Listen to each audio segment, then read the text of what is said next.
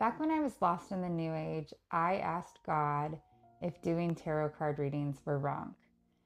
Back then, I was doing a ton of tarot card readings, many forms of divination, astrology, numerology, manifestation, just many New Age practices. I did grow up in church. However, I went through a painful divorce, and after my divorce, I was just confused. I was angry at God, had just a ton of questions, felt like God wasn't answering me. And so I went in to see my first tarot card reader, and the rest was history. I started buying my own oracle cards, tarot cards, just got into exploring different forms of divination and belief systems. And I did always pray to Jesus. In the New Age community, it's very popular to pray to guides. I never felt the need for that. Uh, I don't know, I just always prayed to Jesus. However, I'm writing this line, doing these other forms of divination, but yet still praying to God, to Jesus. So here I am, and I'm in my room, and I hold my Bible, and I know I could have just read the Bible, but I'm explaining this. This is how it went for me. This is where I was. And I held my Bible and I asked God if doing tarot card readings were wrong. And I opened up the book after I asked this, and I'm, God, please just show me, teach me. I open it up and I'm on the first page of the book of Daniel. So I'm going to tell you what this first page said, which was the first and the second chapter, and what I believe God was trying to tell me. So the book of Daniel is an incredible book. It's about Daniel's life. And the first page of Daniel, he's 15 years old. And during this time, Nebuchadnezzar, the king of Babylon, besieges the southern part of Israel. Over the course of 20 years, this will be 586 BC, he captures tens of thousands of Jewish people, Daniel being one of the first. So Daniel is captured, and he is actually taken under the care of Ashpenaz, the chief of eunuchs. So the king Nebuchadnezzar, he wanted some young men to be indoctrinated into the Babylonian worldview so that he could eventually have them work in his court as his wise counsel. So Daniel, okay, so he's 15, goes to Babylon. Babylon is extremely pagan. And so when I say extremely pagan, this is actually where they link back astrology to. This is where astrology was created, and also the pentagram, okay? So this is part of the worldview that Daniel is going to be learning about. But Daniel he's very much grounded in the Lord, okay? So he comes there, they change his name from a strong Jewish name to a Babylonian God's name. And he is, most likely he was castrated. Now, scholars argue if he was castrated or not. However, Ashpenaz, the chief of eunuchs, was in charge of him. So a eunuch, if you don't know what a eunuch is, a eunuch was at that time, if anybody worked in the king's court, they were castrated in order not to spoil the royal bloodline. So just to eliminate any temptation of them sleeping with a queen or somebody of royal descent in the court. So it never says that Daniel was castrated, but it does say that Ashpenaz, the chief of eunuchs, was in charge of him. That's who was, taking care of him. And then also, he never was married. That was never an experience that Daniel had. So, but it doesn't directly outright say that he was castrated. So it's just a little argument that scholars have, because it doesn't say it directly, but I think that he probably was. So possibly castrated. He 15, stripped of his Jewish name. He's being indoctrinated into the Babylonian worldview. And, I think that Daniel was probably treated okay. It says that Ashpenaz favored him. Babylon was a beautiful place, actually. It was one of the 7 ancient wonders of the world for their hanging gardens. And so, he's in this beautiful place, but he's learning all of this, these pagan, rituals, worldviews. I mean, all of this stuff about gods, and I mean, just everything, practices. I mean, he's probably learning astrology. He's learning all of this stuff. So, he's getting fed all of this and this training was 3 years that he's getting all of this. And he just stands really strong in his belief in God. So it'll go into the 2nd chapter where Nebuchadnezzar, the king of Babylon, has this troubling dream. And so he wakes up with this dream and he calls in all these wise men, which were like the astrologers, the sorcerers, the magicians. And he asks for them not only to interpret the dream, but to tell him what the dream was. And so they're like, we can't do that. You tell us the dream and we'll interpret it for you. And he's like, no. He's like, I want you to tell me what my dream was and I want you to interpret it. They're like, we can't do it. He's like, well, you better, or I'm going to cut you up into little pieces. They're like, we can't do that. Please, tell us the dream and we'll interpret it for you. So King Nebuchadnezzar is furious. He puts out this decree to kill all the wise men. Well, Daniel is part of the wise men because he's in that 3-year training.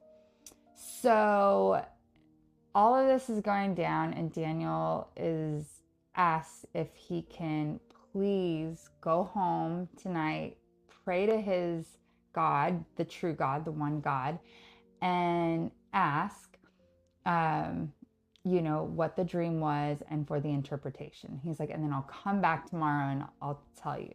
So King Nebuchadnezzar grants him this. So Daniel goes home that night. He prays to God. God gives him a vision.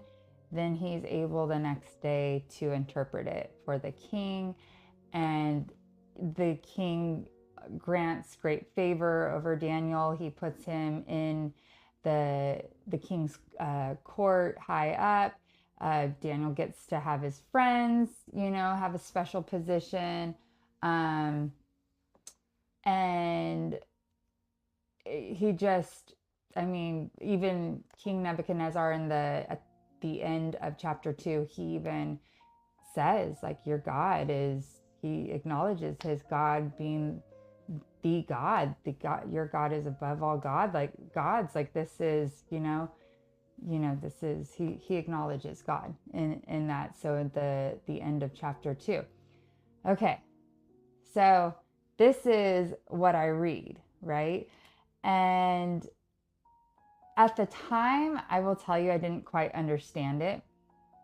I would actually go a few years, quite a few years more in New Ageism. At that time, I was like, oh, Daniel gets prophetic messages like I get prophetic messages, oh, I'm like Daniel. I just did not interpret it, I believe, the way that God was trying to show me.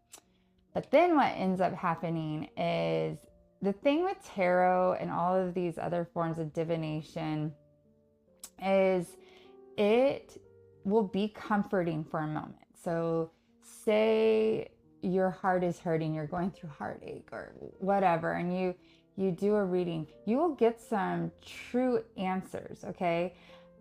But it will always end up leading you, and it might comfort you, like in that moment, okay? But it will always lead you literally to some form of suffering, some form of pain. That's what would always happen with me. Some like traumatic suffering, just, I don't know, it would just always lead me to pain. But it would take a little bit to get there. So it took me a while to realize that. And I mean, I'm in this private group, from New Age to Jesus. And I mean, there's thousands of people in that. Like it, the, the backlash of what happens, the consequence of what happens when you use those forms of divination is, I mean, it's pretty profound.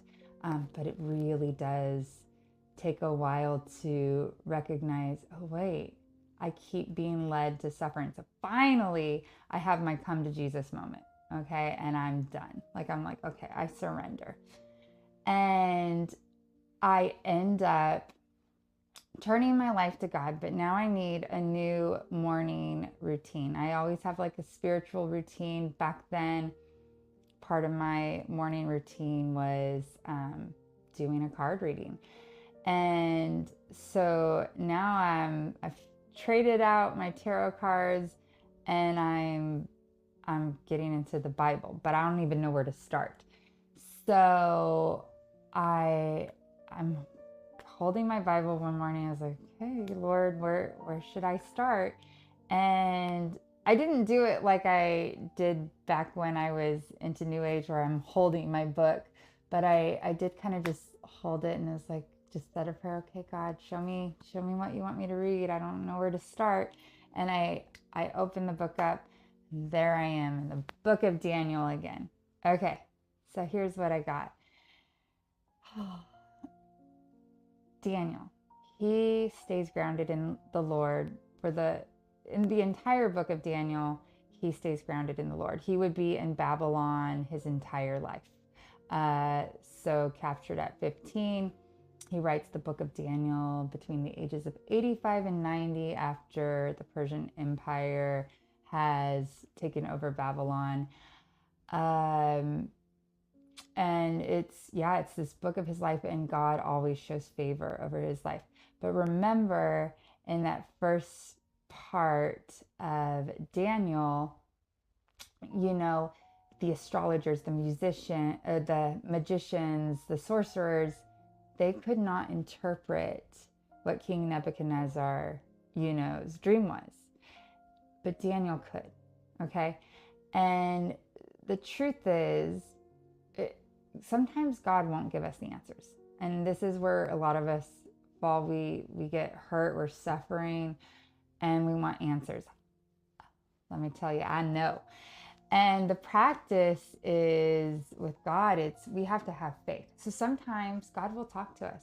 Sometimes he will give us some answers. He'll guide us. And sometimes it comes, in many forms. But we don't need to know everything, and we don't need tarot cards. We don't need astrologies. We don't need numerology. Those are not coming from God. They're not. And I know I used to be there, so I used to think all of these things were of God. But all Daniel had to do was go to his God, the one true God. And God did grant him that guidance. So I think God was telling me, like, you don't need this.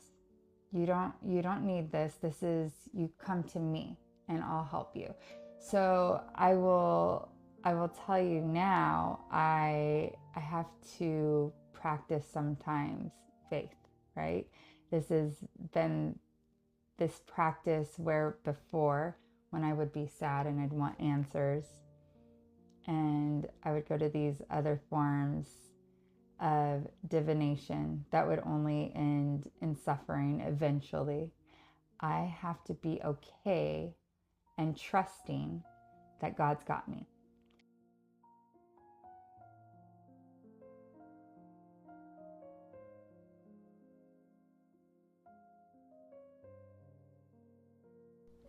In the book of Daniel, right? So he always put his faith to the Lord, and that was all he needed.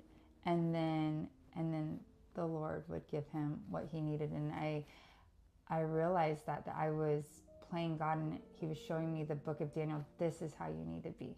You need to be so rooted in me, no matter all this pagan theology, all these things that are going on, all this information, this deception. Stay with me and I will take you through. This is the same Daniel that was thrown in the lion's den, and God made the lions tame. And you can actually even look that up as far as historical. It is historical that was a form of execution, that they would throw people in these dens with these hungry lions, and he was able to escape that. God showed great favor over him, gave him many visions, and just lots of things. But there was many times where he just had to put his faith in the Lord, and he didn't always know what was going to happen, but just he stayed so rooted in God. And so I believe, like, that God is showing me this is how you want to be. And I do. I want to be like that. I just want to be like Daniel, so grounded in my Heavenly Father, to where I'm not influenced by any other, or tempted by any other form of knowledge, or knowing, or I just staying with God and trusting God. So it was the book of Daniel that God showed me, and if you haven't read it, you should read it. It's such a good book, and probably it might even be my favorite book in the Bible. So thank you so much. If you liked this video, I ask that you just click the little like button and click to subscribe. That would help me out so much. I will be making more videos, and all of these videos will be on either just stories teaching about the deception of the New Age and what I've learned, and also the truth of Jesus and what I've learned there. So if you like this, I hope you will like it and subscribe. Have a beautiful rest of your day. Thank you so much, and God bless.